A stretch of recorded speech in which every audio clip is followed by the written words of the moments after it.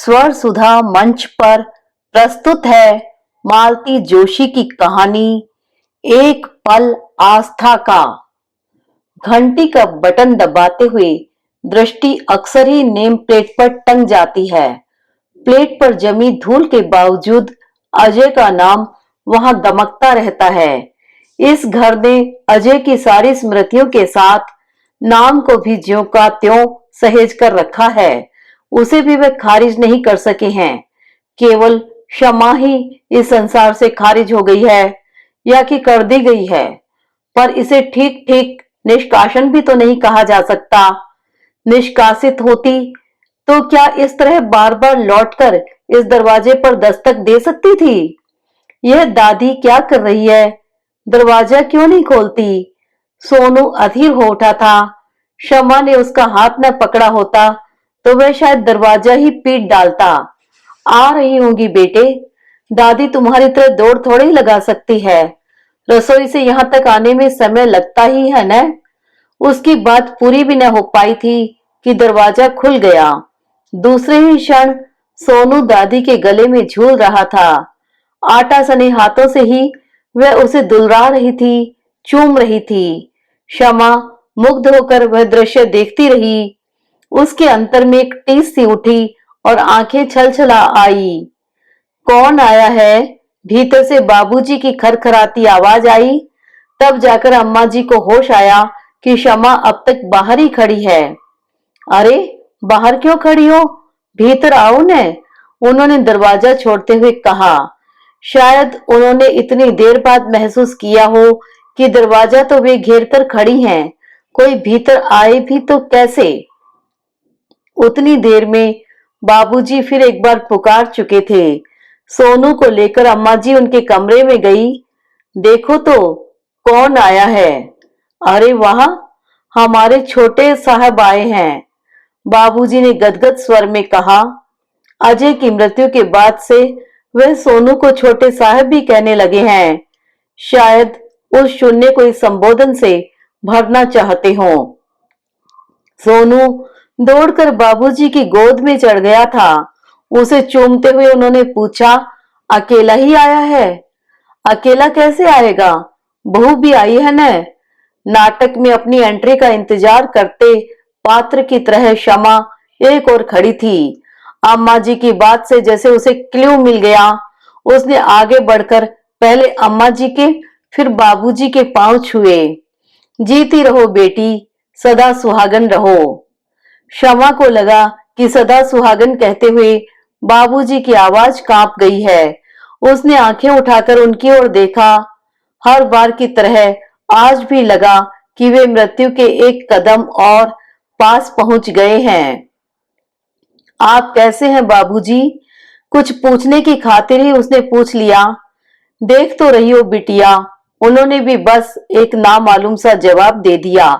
इस विषय पर कहने सुनने के लिए अब कुछ नया था भी नहीं।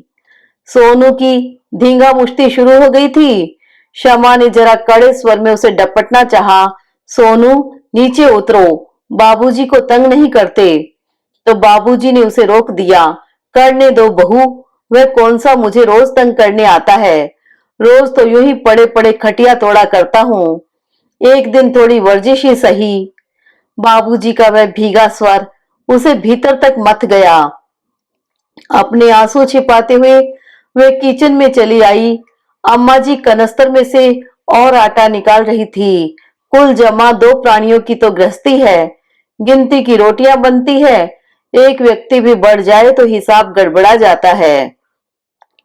अम्मा जी, आप रहने दीजिए, मैं बना लूंगी, उसने सिंक में हाथ धोते हुए कहा। अरे, अभी 5 मिनट में बन जाती है। तू आई है तो 2 घड़ी आराम कर। अच्छा, ऐसा कीजिए, आप आटा सान कर रख दीजिए, तब तक मैं चाय बना लेती हूँ। आप लेंगी? हाँ, 2 घूंट ले लूंगी। अपने बाबूजी से मत पूछना, वह मना नहीं करेंगे, पर नुकसान करती है उन्हें। वह चाय बना रही थी, तब तक पूरा घर गाड़ियों के शोर से भर गया था। बाबूजी ने शायद सोनू के खिलौनों की पेटी खोल दी थी।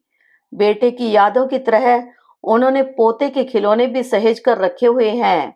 ओफो, अम्मा जी देखिए तो, बाबूजी भी कमाल करते हैं, सारे के सारे खिलौने निकाल कर दे दिए। अब पूरे घर में पसारा हो जाएगा। हो जाने दे, भगवानों के घर में ही पसारा होता है। साफ सुथरे घर का कोई क्या करे।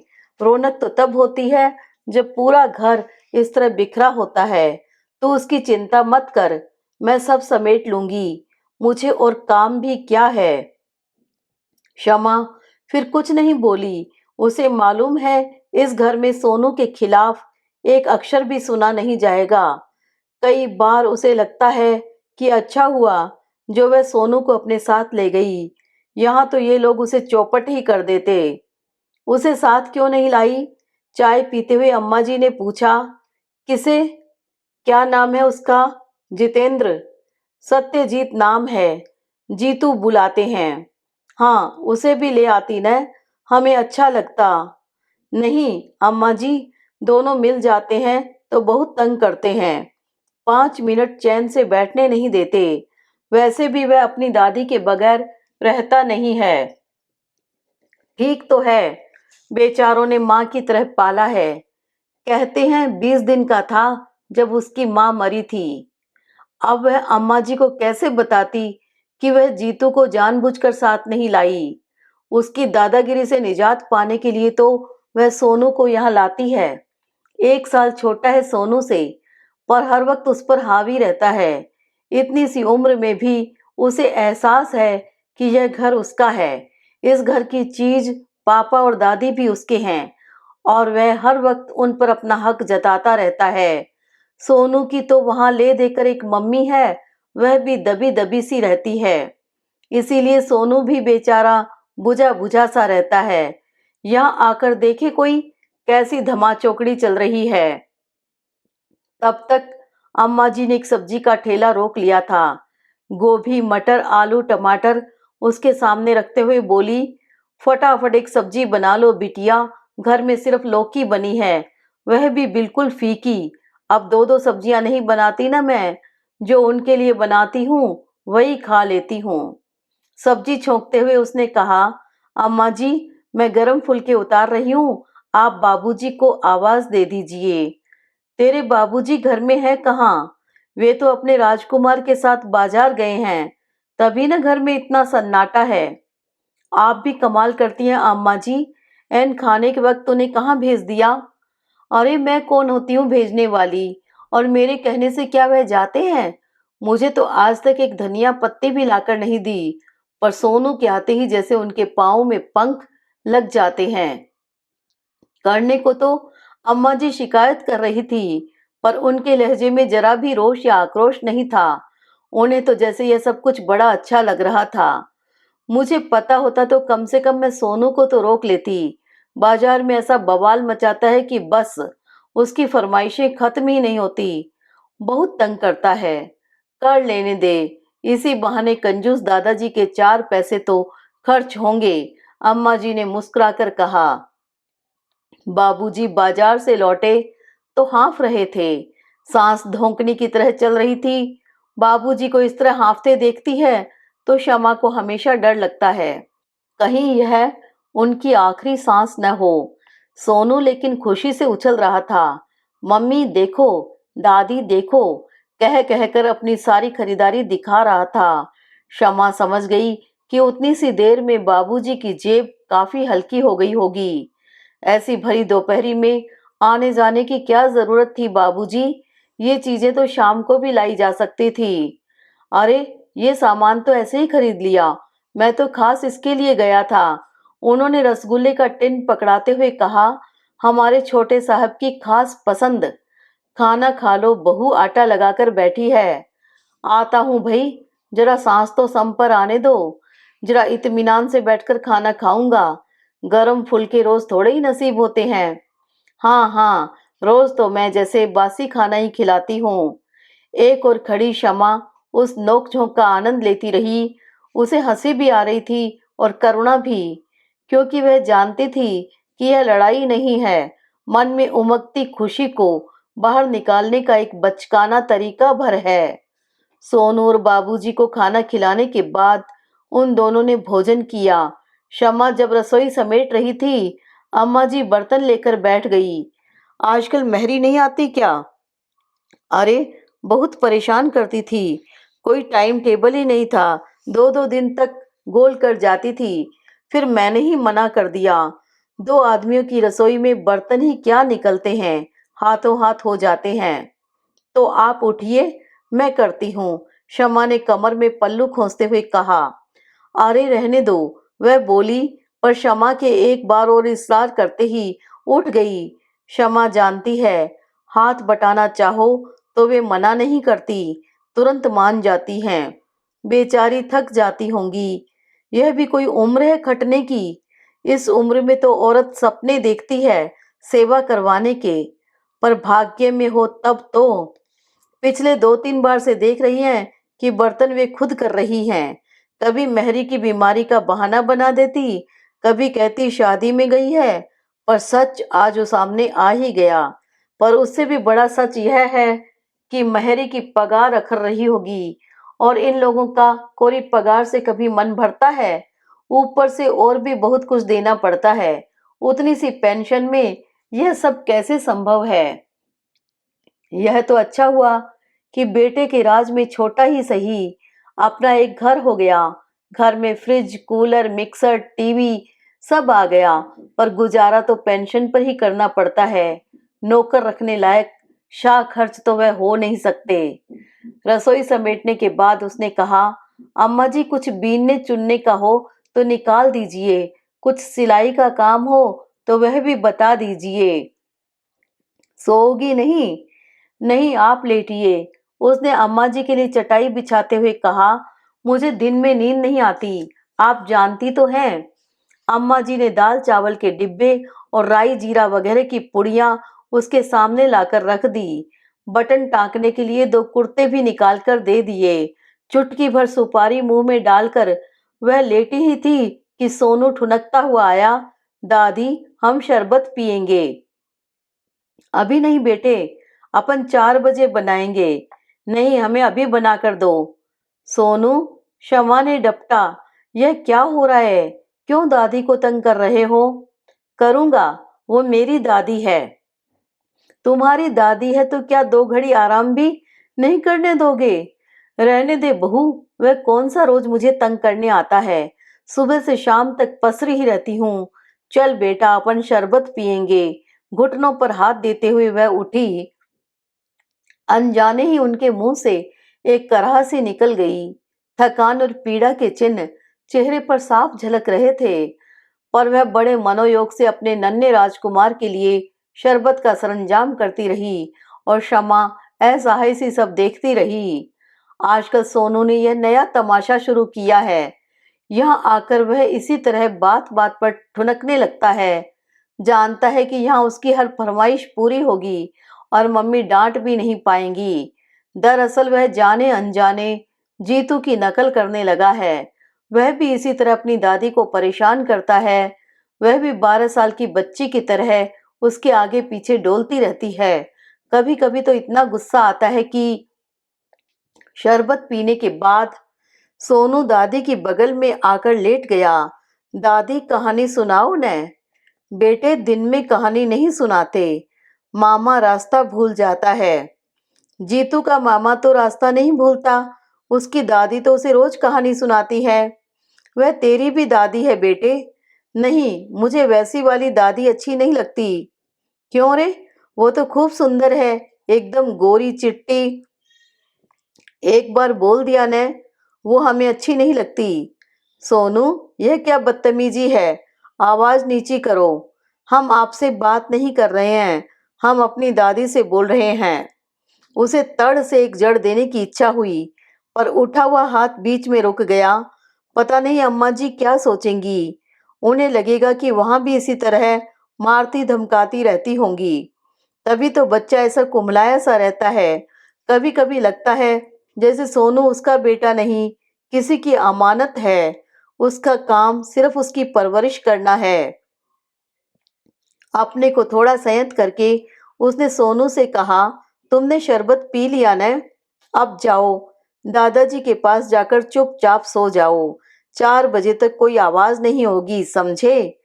सोनू समझ गया कि मम्मी के आदेश पर कोई अपील नहीं हो सकती। चुपचाप दादाजी की बगल में जाकर लेट गया।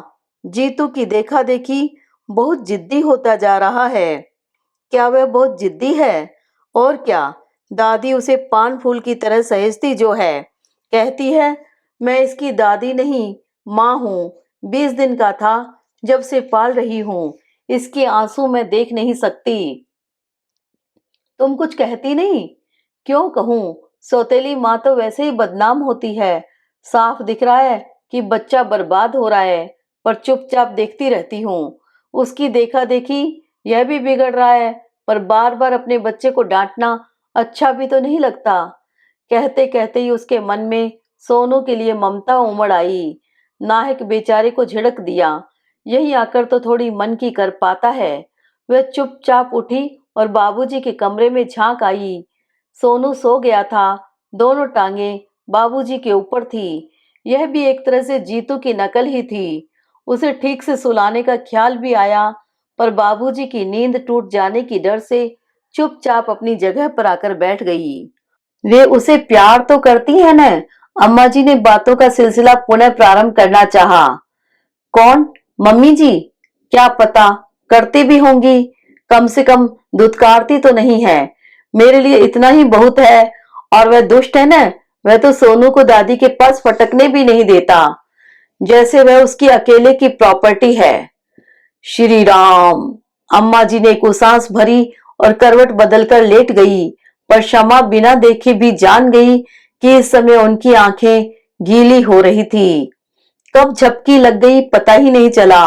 क्षमा वहीं नंगे फर्श पर हाथ का तकिया बनाकर लेट गई थी। अम्मा जी ने चाय के लिए जगाया तब 5 बज रहे थे। कुछ बिछाकर तो सोती बिटिया, शरीर अकड़ जाएगा न। कप हाथ में लेते हुए उसने देखा कि अम्मा बाबूजी कहीं जाने के लिए तैयार खड़े हैं। सोनू जी भी बैग से कपड़े निकालने की कोशिश कर रहे हैं। आप लोग कहीं जा रहे हैं? उसने सोनू को कपड़े पहनाते हुए पूछा। हाँ, थोड़ा बाजार हो आते हैं। अभी सुबह तो इतनी सारी चीजें लाए हैं। वो तो फालतू सी चीजें थी। इसका जन्मदिन आ रहा है न, एक ड्रेस ले आते हैं। उसमें तो अभी 1.5 महीना बाकी है बाबूजी। तब तक तो यह उन कपड़ों की गत बना देगा। कोई बात नहीं, हमारी तरफ से एडवांस गिफ्ट ही सही। बेटे, तुम 1.5 महीने की बात करती हो। मुझे तो अपने कल पर भी भरोसा नहीं रहा है। इसीलिए जो बात मन में उठती है कर डालता हूँ, उसे अगली घड़ी पर नहीं छोड़ता। वह चुप हो गई। बाबूजी आजकल बात बात पर मृत्यु का हवाला देने लगे हैं। जवान बेटे की मृत्यु ने उन्हें जीवन की क्षणभंगुरता का निकट से परिचय करवा दिया है। जाने के लिए दोनों मानसिक रूप से तैयार बैठे हैं। पता नहीं कौन पहले जाएगा, पर पीछे जो भी रहेगा वह बहुत दुखी होगा। उन लोगों के चले जाने के बाद शमा को एहसास हुआ कि उसे एक बार भी चलने को नहीं कहा गया। शायद वे सोनू के सानिध्य में किसी से हिस्सा बांट करना नहीं चाहते थे, या शायद सोनू ने ही मना कर दिया हो। उसे आजकल मम्मी की टोका टाकी अच्छी नहीं लगती। अब इस खाली समय का वह क्या करे? शाम के खाने का भी कोई झंझट नहीं है। बाबूजी तो रात को खिचड़ी ही खाते हैं। सुबह की सब्जी और 2-4 रोटियां पड़ी हैं, सास बहू आराम से खा लेंगी। न हुआ सोनू के लिए 2 पराठे सेक देंगी। उसने रसोई पर सरसरी नजर डाली। वह काफी कुछ करने की गुंजाइश थी। अम्मा जी से तो आजकल कुछ होता नहीं है। सारा उत्साह ही जैसे निचुड़ गया है। स्टूल पर चढ़कर उसने शेल्फ से सारे डिब्बे उतार लिए। आधे से ज्यादा तो खाली ही थे। उन्हें अलग करके शेष डिब्बों को उसने धो पोंछकर चमकाया और तरतीब से जमा किया। किचन टेबल पर लगी कालौंच चाकू से रगड़कर साफ कर दी। सिंक में ब्रश फेरा। पानी भरने के बर्तनों को मांझ कर रख दिया। रसोई के बाद उसने बाबूजी के कमरे की ओर रुख किया। उनके पलंग की चादर बदली, किताबों की अलमारी ठीक से जमाई, इधर उधर पड़े हुए अखबारों को तहा कर रखा, दवाइयों की अलमारियों का कागज बदला, खाली शीशियां और दवाइयों की पन्नियां डस्टबिन में फेंक दी। फ्रीजर खोलकर देखा, डिफ्रॉस्ट करना जरूरी था। उसे रात के लिए मुलतवी करके उसने सोफा कवर बदले, कारपेट झटकारा, जूतों की अलमारी ठीक की। टीवी का स्क्रीन पहुंचते हुए अनायास उसकी नजर अजय की फोटो से टकराई और उसके हाथ वहीं रुक गए।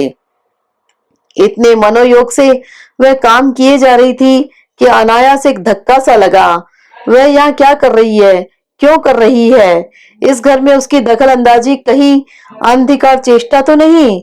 इस ललक से उसने अपने नए घर में तो कभी कोई काम नहीं किया। क्यों? क्योंकि वह घर मम्मी जी का था। वह गृहस्थी मम्मी जी की थी। उस घर की हर वस्तु पर उनकी छाप थी।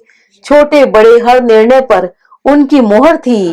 नाश्ते में क्या बनेगा, खाने में सब्जी कौन सी पकेगी, दाल कौन सी चढ़ेगी, सब वही तय करती थी। धोबी की डायरी, दूध के कूपन, बनिए की कॉपी, गैस की पासबुक, सब कुछ उनके पास था।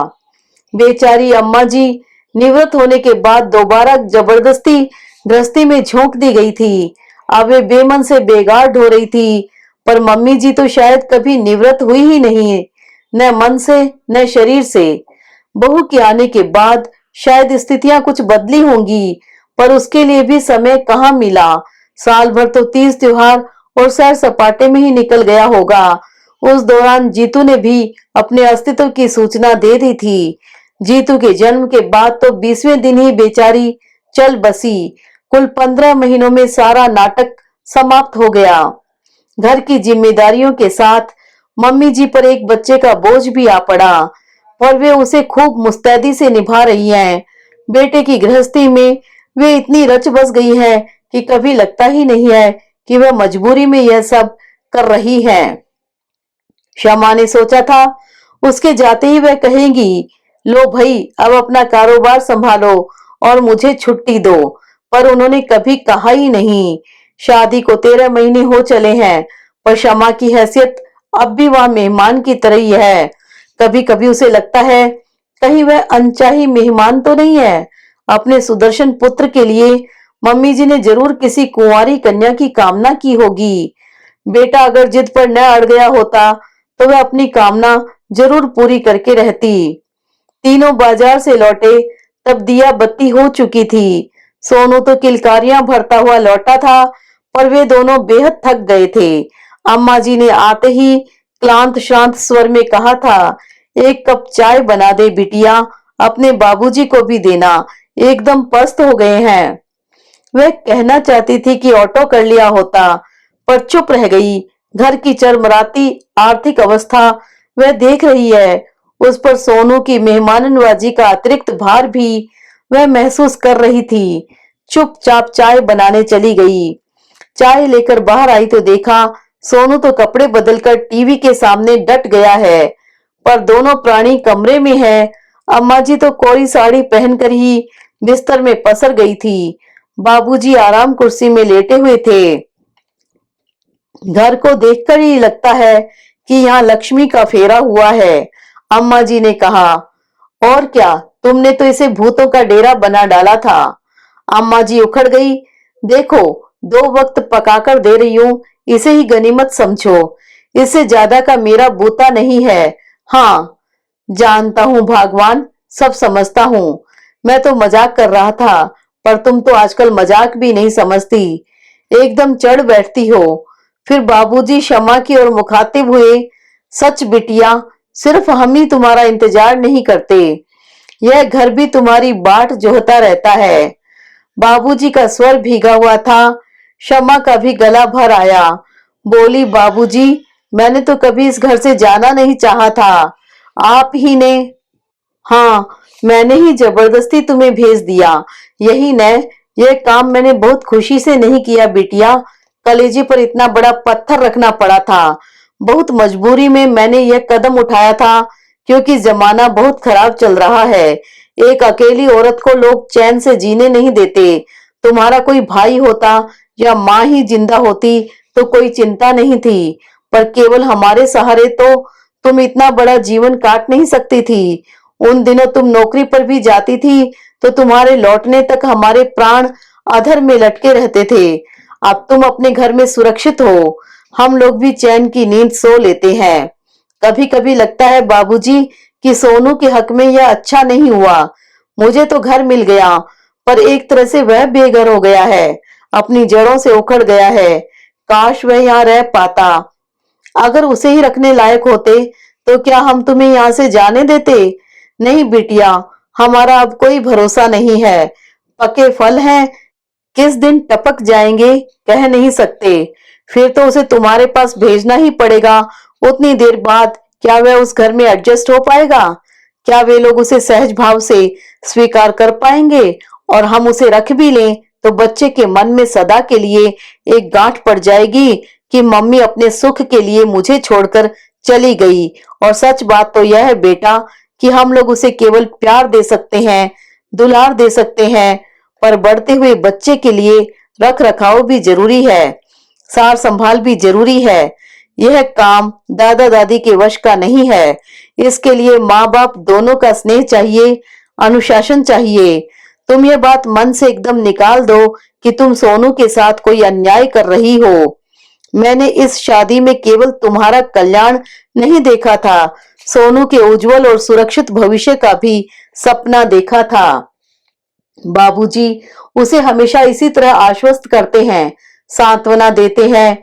उतनी देर को मन मान भी जाता है, पर वहां जाते ही सब उलट पुलट हो जाता है। वह घर अभी ढंग से उसका भी नहीं हो पाया है। सोनू का तो सवाल ही नहीं उठता। सुबह सुबह सोनू ने पेपर में जंगल बुक का विज्ञापन पढ़ लिया था और वह जिद पकड़ गया। शम्मा ने आसपास पता लगाया, एक आध हम उम्र तो मिल गया, पर कोई भी बड़ा बच्चा साथ जाने के लिए राजी नहीं हुआ। अकेले भेजने का तो प्रश्न ही नहीं था। बच्चे भी आजकल बच्चों वाली फिल्में कहाँ देखते हैं, उन्हें भी चटपटी मसालेदार फिल्में अच्छी लगती हैं। शमा भुन भुना रही थी। मैंने ढेर सारे कपड़े गला रखे हैं, फ्रिज भी डिफ्रॉस्ट हुआ पड़ा है, नहीं तो मैं ही चली जाती, पर 10 बजे तक तो यह सब समेटना मुश्किल है। तो हम चले जाते हैं, बाबूजी ने कहा। आप? क्यों, हम क्या इतने बूढ़े हो गए हैं कि पिक्चर भी नहीं जा सकते? क्यों भगवान? शम्मा ने तो सोचा था कि अम्मा जी साफ मना कर देंगी, पर वे तो एकदम तैयार हो गई। शम्मा समझ गई कि वह जैसे सोनू के साथ का एक पल भी खोना नहीं चाहती। बाबूजी भी जैसे सोनू की हर इच्छा पूरी करने का संकल्प लिए हुए हैं। फिर उसने कोई प्रतिवाद नहीं किया और सोनू को तैयार करने लगी। चलते समय सोनू का वाटर बैग, सैंडविच और रुमाल के साथ एक 50 का नोट भी अम्मा जी के हाथ में ठूंस दिया। बाबूजी से तो कहते मुझे संकोच होता है, पर आप लोग बस या टेम्पो के झंझट में मत पड़िएगा, दोनों वक्त ऑटो ही कीजिएगा। बाबूजी से कहते हुए सचमुच संकोच होता है। उनका आजकल एक ही तकिया कलाम है, हमने तुम्हारा कन्यादान किया है, अब तुमसे कुछ लेने का हमारा हक नहीं बनता। अब तो वह यह भी नहीं कह सकती कि मेरे पैसों पर न सही, बेटे की पेंशन पर तो आपका हक है। बाबूजी जानते हैं कि इस शादी के साथ वह पेंशन भी बंद हो गई है। उन लोगों के जाने के बाद उसने सबसे पहले कपड़ों को निपटाया। जब भी यहाँ आती है, घर के पर्दे, चादरें और बाबूजी के बाहर आने जाने के कपड़े धोकर जाती है। अम्मा जी का काम उतना ही हल्का हो जाता है। कपड़ों के बाद उसने फ्रिज की ओर रुख किया। 12 घंटे बाद भी बर्फ पूरी तरह पिघली नहीं थी। इक्के दुक्के टुकड़े अभी भी यहाँ वहां फंसे हुए थे। उसने जतन से धो पोंछकर फ्रिज को चमकाया, फिर सारा सामान यथास्थान जमा दिया। सामान वैसे था ही क्या, हाँ 5-6 तरह की सब्जियां जरूर थी। वे शमा ने ही खरीदी थी। उन्हें बीन चुनकर प्लास्टिक की अलग अलग थैलियों में रखने के बाद उसने फ्रिज को बंद कर दिया। बटन चालू करके आसपास बिखरा पड़ा पानी पहुंच रही थी कि दरवाजे की घंटी बजी। दरवाजा खोलकर देखा, श्याम सुंदर थे। पता नहीं क्यों इस घर में उन्हें देखकर वह असहज हो जाती हैं। अंदर आ सकता हूँ? ओ आइए न, बैठिए, उसने कुर्सी की ओर संकेत करते हुए कहा और पानी लाने चली गई। अपनी शर्म और हड़बड़ाहट छिपाने का यही एक उपाय था। और लोग कहाँ है? पानी का गिलास लेते हुए श्याम सुंदर ने पूछा। पिक्चर गए हैं। सोनू बहुत जिद कर रहा था। अच्छा हुआ जो तुम नहीं गई, नहीं तो मेरा चक्कर बेकार हो जाता। कोई खास काम था? यहाँ आने के लिए कोई खास काम ही होना चाहिए। तुमसे मिलने भी तो आ सकता हूँ। मेरा मतलब यह नहीं था। मेरा मतलब था कि उससे वाक्य पूरा करते नहीं बना, क्योंकि अभी अभी उसने लक्ष्य किया था कि वे दोनों अजनबियों की तरह आमने सामने बैठे हुए हैं। वह उनसे एक सुरक्षित दूरी बनाए हुए है और नितांत औपचारिक ढंग से बातें कर रही है। तुम्हारा मतलब कुछ भी रहा हो, मैं बुरा नहीं मानूंगा, क्योंकि मैं इससे भी कड़वी बातें सुनकर आ रहा हूँ। कहाँ से? साकेत से। हे भगवान, आप साकेत क्यों गए थे? मेरी किस्मत खराब थी और क्या। मम्मी ने बताया तुम घर गई हो तो सीधे तुम्हारे पापा के यहाँ चला गया। यहाँ का ख्याल ही नहीं आया। अब क्षमा कैसे कह दे कि घर के नाम पर यही घर याद आता है, पीहर का तो ख्याल ही नहीं आता। दरअसल सोनू बहुत जिद कर रहा था। उसने क्षमा याचना के से स्वर में कहा, ठीक तो है, ये लोग भी उसकी बाट जोहते रहते हैं।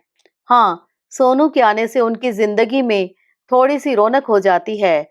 देखिए न, कल से उसे लेकर घूम रहे हैं। पता नहीं कितना रुपया फूंक डाला होगा। मुझे तो कभी कभी इतना संकोच हो जाता है। कभी कभी साकेत भी हो आया करो। तुम्हारे पापा भी एकदम अकेले हैं। कुछ कह रहे थे? खूब सनक रहे थे। मैंने तुम्हारे बारे में पूछा तो वे बोले वह यहाँ क्यों आने लगी, उसके सगे तो वहाँ विष्णुपुरी में बसते हैं। उन लोगों ने शादी क्या करवा दी। वे उसके लिए सबसे बड़े धर्मात्मा पुण्यात्मा हो गए।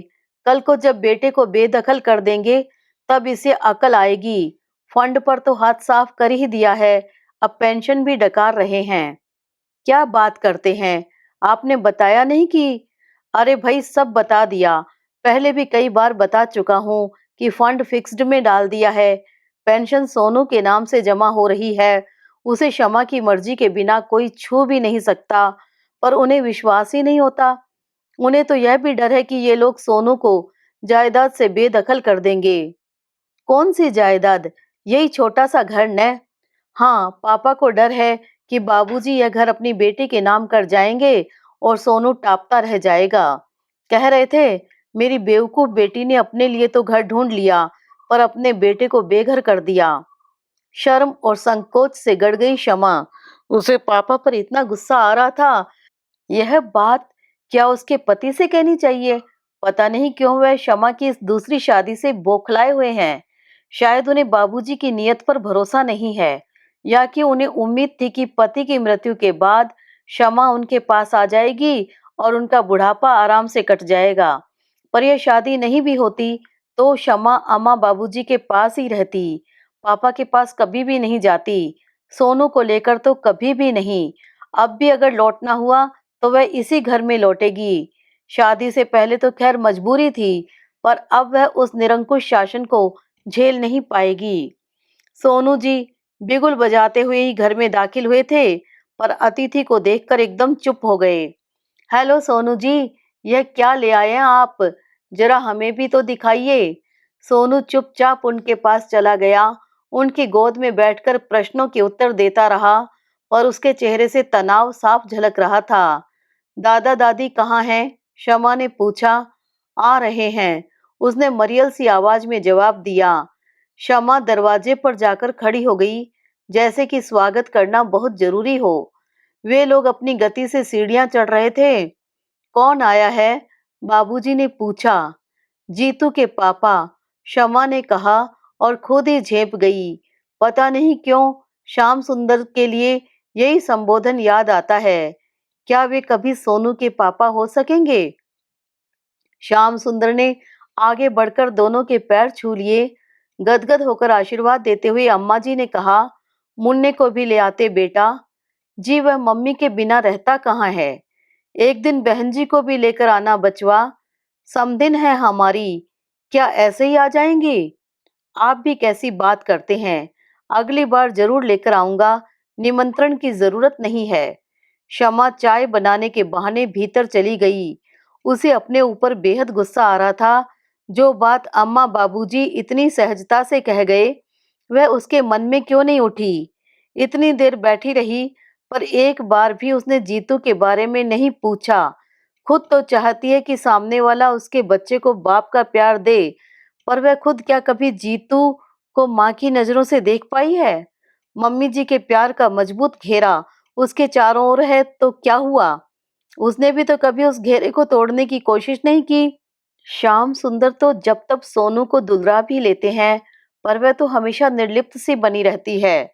वह चाय लेकर बाहर आई तो बाबूजी ने कहा, बेटे अपना सामान समेट लो, श्याम जी तुम्हें लेने आए हैं।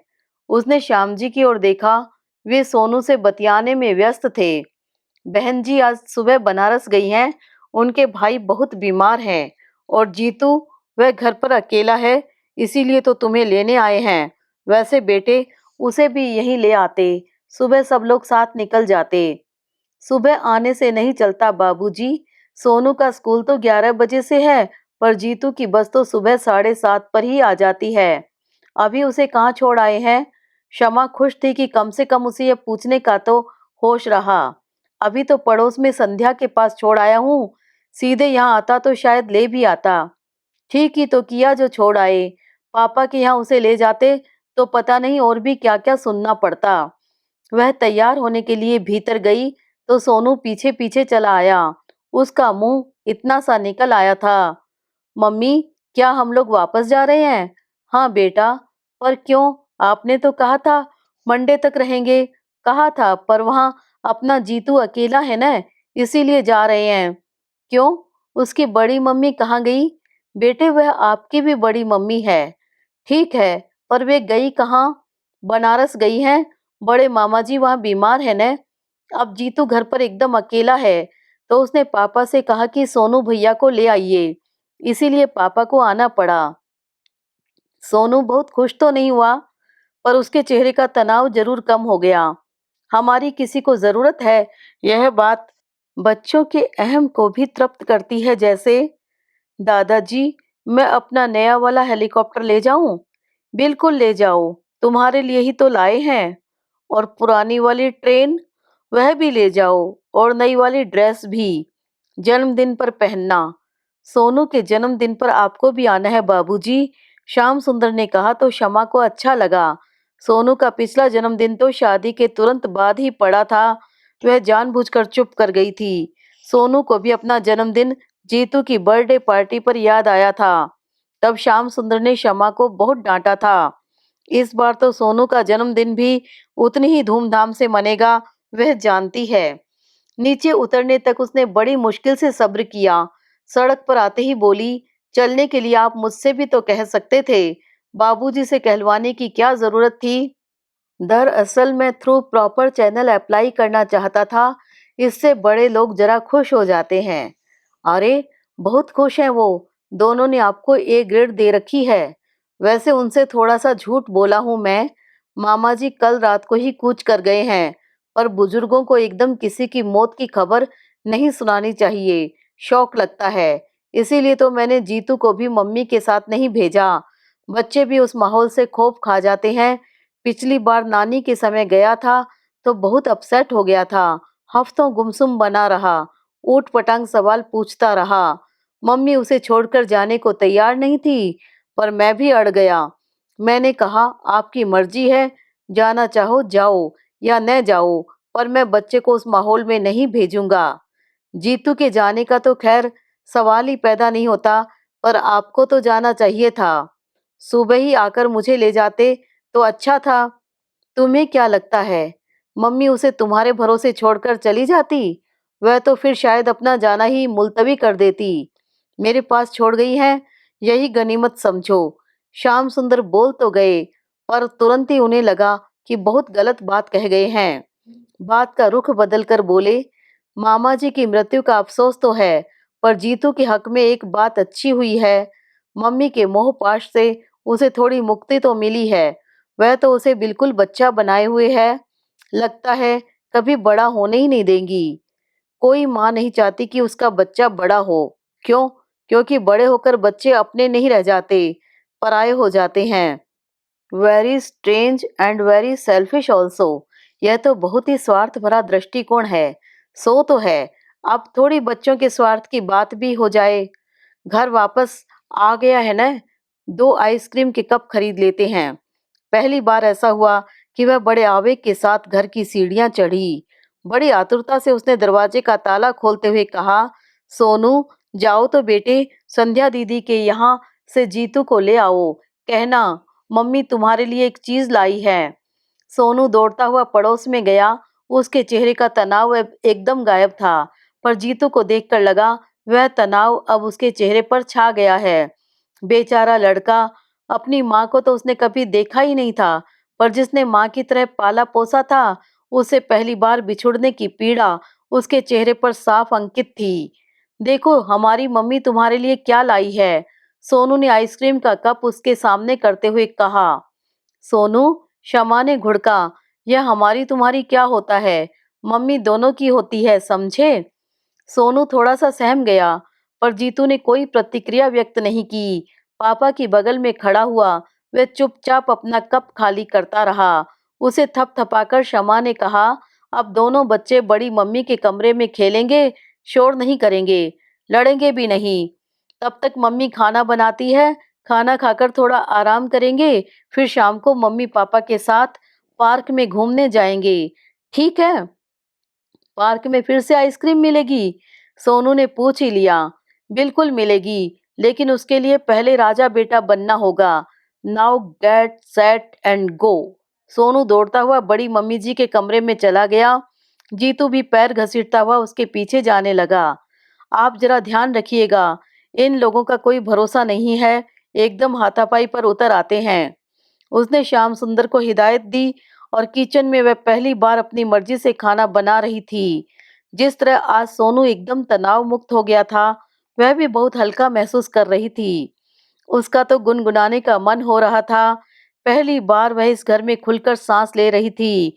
मम्मी जी का व्यक्तित्व उस पर किस कदर हावी था, इसका यह प्रमाण था। आधे घंटे में उसने सारा काम निपटा दिया। सबसे आखिर में चावल कुकर में चढ़ाकर बाहर आई तो घर में एकदम सन्नाटा था। केवल बीच बीच में सोनू के खिलखिलाने की आवाज आ रही थी।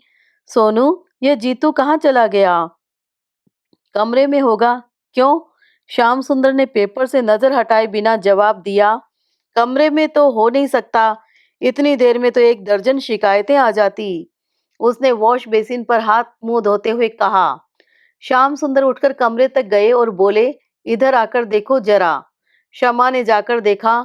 सोनू बड़े मजे से जीतू की पटरियों वाली ट्रेन चला रहा था और जीतू सोनू का नया हेलीकॉप्टर गोद में लिए चुपचाप उसे देख रहा था। शमा, तुमने मार्क किया, मम्मी को गए अभी 24 घंटे भी नहीं हुए हैं और यह लड़का कितना शरीफ बन गया है। शमा ने तड़प कर पति को देखा। कैसे बाप है ये, बेटे का दर्द नहीं समझते। जिसे वह शराफत समझ रहे हैं, वह डर है, मन में छिपी असुरक्षा की भावना है।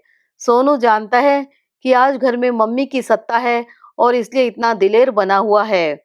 उसी तरह जीतू भी जान गया है कि आज घर में उसका सरपरस्त कोई नहीं है। बेचारा बच्चा मम्मी जी के आंचल की छां जरा सी हटते ही तपती रेत पर खड़ा हो गया है। शमा का मन ममता से भर आया।